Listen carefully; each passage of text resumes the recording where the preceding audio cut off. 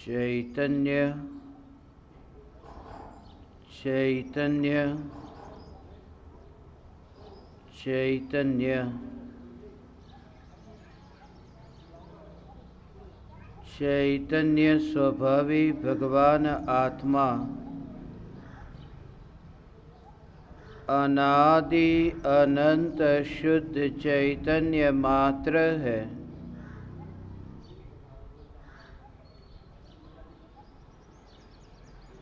ज्ञान मात्र है।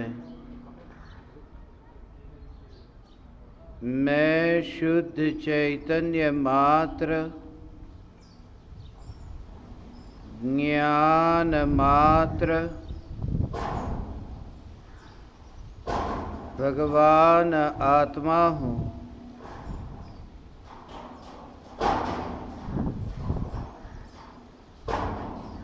त्रिकाल शुद्ध चैतन्य परमात्मा हूँ।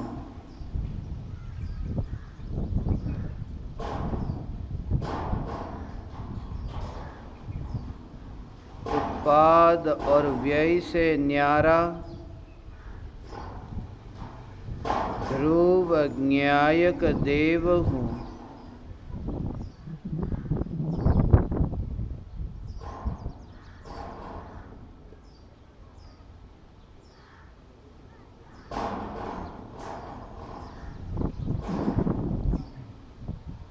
ज्ञान के निरंतर बहते प्रवाह में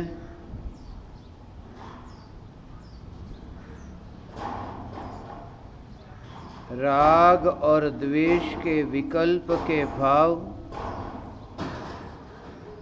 एक समय के लिए भी मिले नहीं।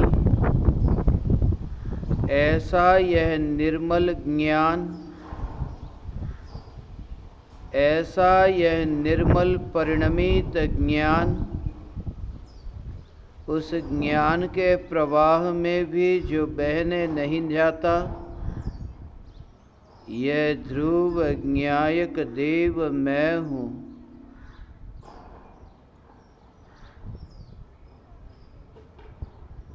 मैं यह ज्ञायक देव हूँ जो ध्यान को भी अपनी ओर आकर्षित नहीं करता। ध्यान ढले ज्ञायक पर, फिर भी जो ज्ञायक आनंदित नहीं होता, जो आनंद स्वरूप है, यह त्रिकाल आनंद स्वरूप ज्ञायक देव, यह मैं हूँ।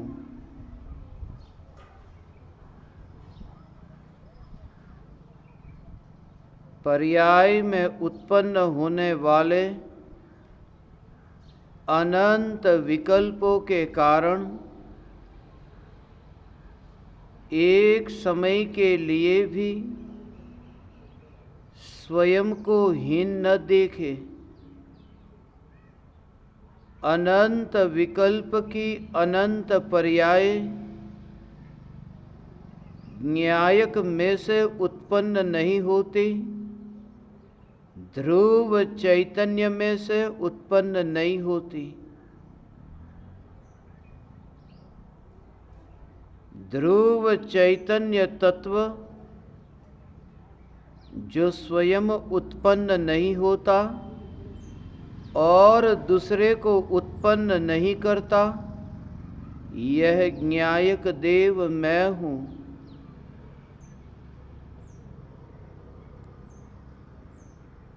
अनित्यता अनित्यता अनित्यता ज्ञान में प्रतिबिंबित हो तो भी विरोध नहीं। इसलिए विरोध नहीं क्योंकि अनित्यता ज्ञान में प्रतिबिंबित हो रही है। अनित्यता ध्रुव ज्ञायक में पलट नहीं रही। जगत का क्षणभंगुर स्वरूप ज्ञान में प्रतिबिंबित होता है। क्षणभंगुर जगत के प्रति द्वेष नहीं, क्षण भंगुर के प्रति द्वेष करूं तो ज्ञान की अवस्था जो न्यायक को जानती है उस अवस्था के प्रति भी द्वेष होगा। अवस्था मात्र के प्रति द्वेष नहीं, अवस्था को अवस्था के स्वभाव से जाना और यह जाना कि मैं अवस्था नहीं हूं। प्रवाह को प्रवाह के रूप में जाना और ये देखा कि मैं प्रवाह में बहता नहीं हूं, प्रवाह में डूबता नहीं हूं। त्रिकाल ध्रुव चैतन्य सत्ता जो बहते नहीं, खिसके तो कहाँ खिसके, आगे भी जगह नहीं पीछे भी जगह नहीं। अनादि अनंत एक सत्ता यह चैतन्य सत्ता, एक है, परिपूर्ण है, ज्ञान रस से भरपूर है। ऐसा मैं ज्ञायक देव विकल्प के खारेपन में, विकल्प की कालिमा में, विकल्प के बहते प्रवाह में कैसे बह सकता हूं। मैं ध्रुव ज्ञायक देव, अनादिकाल से जो पर्याय ज्ञायक में ढली नहीं, और ढली तो ऐसे ढली कि अनंत काल तक अपर की ओर ढले नहीं। ऐसी अभेद निर्विकल्प अनुभूति, ध्यान ढला ज्ञायक पर। बूंद समाई समुद्र में खो ही गई, कहाँ चली गई यह बूंद, सागर बन गई। पर्याय द्रव्य में ढली और ऐसी ढली कि मैं ज्ञायक, मैं ज्ञायक, मैं ज्ञायक। तब देह के परमाणुओं की, तरह तरह के आकारों की ऐसी जो निरंतर पलटती अवस्था, उन अवस्थाओं में कहीं पर भी अपनापन नहीं होता। परमाणु परमाणु है, परमाणु परमाणु है। माता पिता के परमाणु, पुत्र के परमाणु, सब्जी रोटी के परमाणु, विष्टा के परमाणु, परमाणु परमाणु मात्र है। ऐसा देखे तो कौन माता, कौन पिता, कौन पुत्र, कौन पुत्री, क्या रोटी, क्या पानी, क्या मल, क्या मूत्र, एक ही ढेर परमाणु परमाणु परमाणु परमाणु। और परमाणुमयी नहीं होने वाली ये ध्रुव चैतन्य सत्ता मैं हूं। इतनी अंतर में, भीतर में, गहराई में गया कि जानने वाली अवस्था और जानने में आने वाला न्यायक, इन दोनों के बीच में परमाणु कहीं आया नहीं। निर्विकल्प अनुभूति में, ज्ञान में, न्यायक जानने में आया, तब ये परमाणु बीच में न आया। देह होने पर भी देहातीत दशा, परमाणु बाधक न बना। बाधक तो तब बनता जब ध्रुव न्यायक देव के निकट आता, पर्याय के निकट आता। पहाड़ के ऊपर पर्दा होता तो पहाड़ न दिखता, आंख के ऊपर पर्दा होता तो भी पहाड़ न दिखता। आंख पर भी पर्दा नहीं, पहाड़ पर भी पर्दा नहीं। फिर पहाड़ का दर्शन करने में ये पर्दा बाधक कैसे बना? न्यायक पर भी पर्दा नहीं और जानने वाली ज्ञान की अवस्था पर भी पर्दा नहीं। प्रत्यक्ष जानना कि मैं न्यायक देव हूं। उस समय इंद्रियों के परमाणु न तो द्रव्य को ढकते हैं, न तो पर्याय को ढकते हैं। द्रव्य भी ढका नहीं जाता, ऐसे ही पर्याय भी ढकी नहीं जाती। त्रिकाल व्यक्त है, त्रिकाल प्रकट है। जानना जानना जानना जानना, ये निरंतर व्यक्त है। इसलिए देह से कोई जुगुप्सा नहीं, देह के प्रति द्वेष नहीं, मांस खून हड्डी के प्रति विरोध नहीं, अरुचि नहीं, विचिकित्सा नहीं, घृणा नहीं। एक ही जागृति, जानने वाला और जानने में आने वाला, इन दोनों के ऊपर परमाणुओं का पर्दा नहीं है। ये परमाणुओं का पर्दा नहीं है।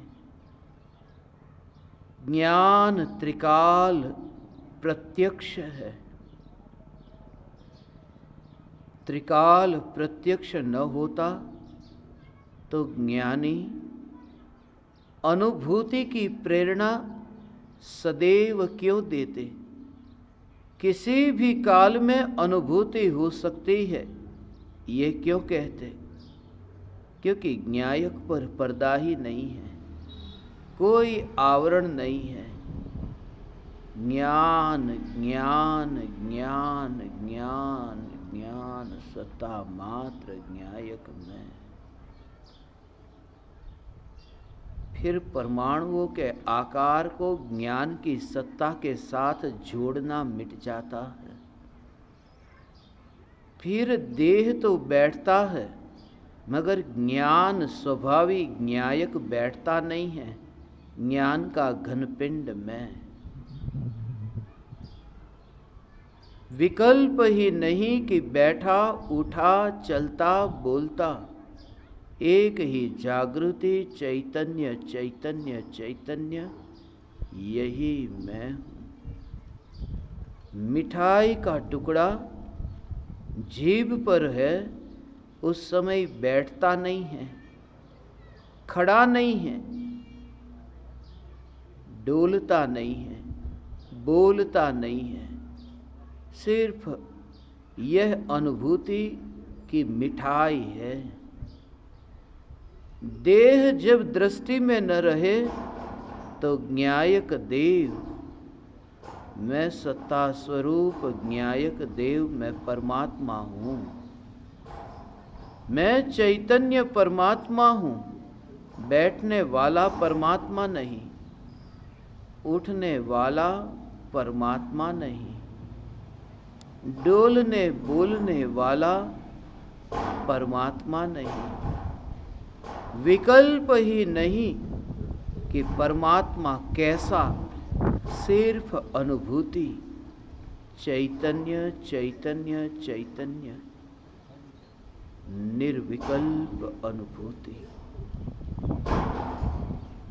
राख की दीवार का पड़ोसी, पड़ोसी भी पर्दा बन सकता है।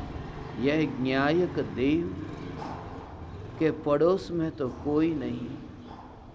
भीतर देखो तो भी न्यायक, आस पास देखो तो भी न्यायक, जहां देखो वहां न्यायक न्यायक न्यायक। इसलिए क्योंकि दृष्टि में न्यायक है। न्यायक के कारण न्यायक नहीं दिखता, न्यायक की दृष्टि के कारण न्यायक दिखता है। ऐसी चैतन्य दृष्टि कि सदा काल ये जागृति कि मैं देह के संग में रहता ही नहीं, देह तो है ही नहीं। भीतर की अनुभूति इतनी गाढ़ है, इतनी प्रगाढ़ है कि उस अनुभूति में देह तो है ही नहीं, विकल्प ही नहीं। शुद्ध शाकाहारी मिठाई, मांस से बनी, खून से बनी जीभ पर आई, मगर विकल्प ही उत्पन्न नहीं होता कि मांस से मिठाई खाई जा रही है, क्योंकि दृष्टि में मांस नहीं, दृष्टि में मिठाई है। अनित्य पर्याय में नित्य ज्ञायक जानने में आता है, मगर विकल्प ही नहीं कि मैं अनित्य पर्याय, ऐसी दृष्टि कि मैं नित्य ज्ञायक देव, मैं नित्य ज्ञायक देव, मैं नित्य ज्ञायक देव। जिस पर कोई आवरण नहीं, परमाणुओं का पर्दा नहीं, मुझ पर कोई पर्दा नहीं। पर्याय में ज्ञायक का उद्घाटन होता है। ज्ञायक सदैव सत्ता स्वरूप है। पर्याय में जब वह जानने में आता है, तब ज्ञायक का पर्याय में उद्घाटन हुआ, जानने में आया, दिखाई दिया, मगर ज्ञायक अपनी सत्ता में से उत्पन्न नहीं हुआ, सत्ता स्वरूप है, सत्ता स्वरूप है।